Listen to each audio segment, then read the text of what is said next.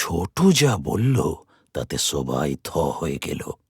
তার পাতলা গলা থেকে ভেসে এলো এক ভারী চাপা গলা। লড়তে হলে রিঙে আয়। আপনারা শুনছেন Chhotu handsome, exclusively on Hoichoi FM. Khidirpur যেন এই মহানগরীর ভিতরে আর একটা শহর, যেখানে প্রতিটি মানুষই একটা চলন্ত ইঞ্জিন, টেনে নিয়ে যায় বন্দর এলাকার কঠিন বাস্তব। এই খিদিরপুর আর আগের মতো নেই, অনেক বদলে গেছে। আসলে সময় সব কিছুই বদলে দেয়, কিন্তু ডোকের এই স্যাঁতস্যাঁতে অন্ধকার অলিগলিগুলো, যারা এখানে রোজ বেঁচে থাকার লড়াই করে, তাদের গল্পগুলো কোনোদিনই বদলায় না। ডকই এখানকার জীবন। জাহাজে মাল খালাস করা, চোরাই মাল লুকিয়ে আনা নেওয়া করা, আর রাতের অন্ধকারে পেট চালানোর জন্য আখড়ায় লড়াই, এসবই এখানকার রোজকার কিসা।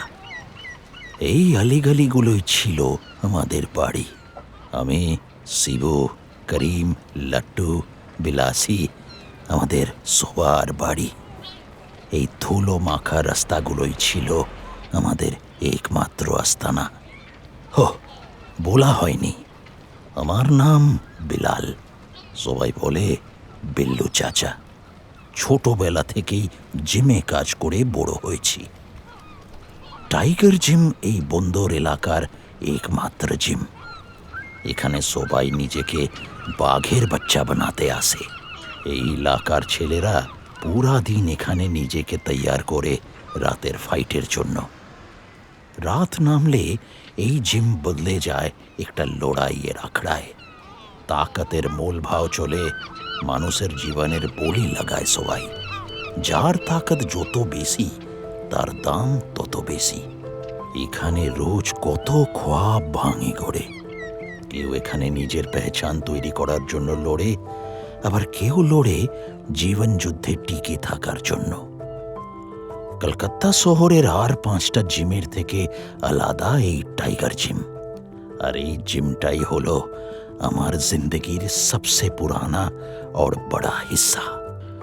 কিন্তু এই গল্পটা আমার নয়, এটা সেই ছোট্ট ছেলেটার গল্প, যে নিজের চেষ্টায় একদিন এই আলিগলির বাদশাহ হয়ে উঠেছিল। সবাই ওকে হ্যান্ডসাম বলে ডাকত। চেহারা, মনের জোরে ও ছিল বেমিসাল। এই এলাকার মানুষদের কাছে হ্যান্ডসাম শুধু একটা মামুলি নাম ছিল না, ছিল এক ফরিস্তা। হ্যান্ডসামও আমাদের মতোই শূন্য থেকে সব কিছু তৈরি করেছিল। ওর মধ্যে যেন আলাগ কিছু ছিল। ওর লড়াই করার ধরন, ওর চোখে যে আগুন দেখা যেত, তাতে মনে হতো ও শুধু নিজের জন্য নয়, বরং ডোকের প্রত্যেকটা গরিব আদমি আর তাদের পরিবারের জন্য লড়ছে। এটা তারই গল্প। আমরা তাকে ছোট বলতাম, কারণ ওর নিজের কোনো নাম ছিল না। ওর আব্বু নাসিদ ছিল বন্দর এলাকার এক নাম করা ফাইটার। ঝগড়া মারামারিতে তার হাত এতটাই পাকা ছিল যে একবারে 3 জনকে কাবু করে দিতে পারত। আর ওর আম্মি, সে এক রহস্য, কেউ তাকে চিনত না। ছোটুকে পৃথিবীতে জন্ম দেওয়ার পরই সে মারা যায়। ওর আব্বু দিনের বেলা ডোকে মাল খালাসের কাজ করত, আর রাতে লুকিয়ে আখড়ায় লড়াই করত। ছোটু এই বন্দর এলাকার কঠিন পরিবেশে বড় হয়েছে। ছোটখাটো চেহারার কারণে ওকে নিয়ে কেউ খুব একটা ভাবত না, কিন্তু ওর মনের জোর ছিল লোহার মতো। জীবন ওকে বহুবার ভেঙে দিতে চেয়েছে, কিন্তু ও হারবার উঠে দাঁড়িয়েছে। হ্যান্ডসাম নামটা এলো কিভাবে জানেন? ওর চেহারার জন্য নয়, বরং ওর এক অদ্ভুত হাতের জন্য।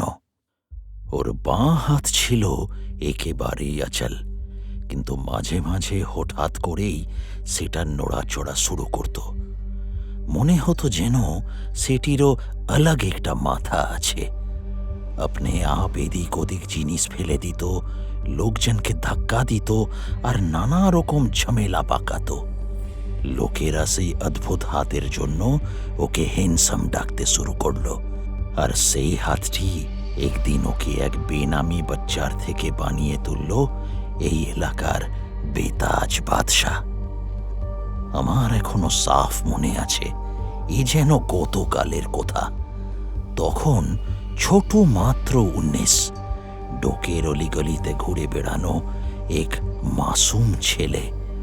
টাইগার জিমে কাজ করত, মেঝে মুছত, তোয়ালে কাচত আর ফাইটারদের স্যান্ড ব্যাগ ধরে রাখত। ও আমাকে ডাকত কোচ চাচা।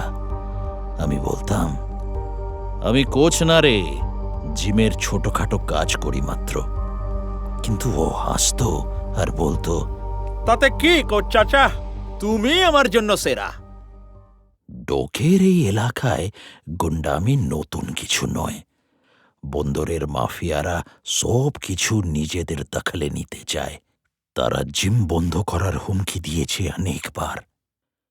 তেমনই একদিন এক গুন্ডা এলো, ইটের মতো শক্ত তার চোয়াল। সেই আদমি ছোটুকে হুমকি দিল। সবাই চুপ, কিন্তু ছোট কি করলো জানেন? ছোট সরাসরি বলল, লড়তে হলে রিঙে আয়। সবাই চমকে গেল। আসলে আমরা কখনো ওকে লড়াই করতে দেখিনি। সবাই ওকে নিয়ে ভয় পাচ্ছিলাম, কিন্তু ছোট ছিল স্থির, একেবারে জেদি। ও গ্লাভস তুলল আর রিংয়ের দিকে এগিয়ে গেল, যেন জীবনের সবচেয়ে বড় লড়াইয়ে নামছে। ছোটু কি সত্যিই লড়বে, নাকি এটা একটা ভুল সিদ্ধান্ত? জানতে হলে শুনতে থাকুন Chhotu handsome, exclusively on Hoichoi FM।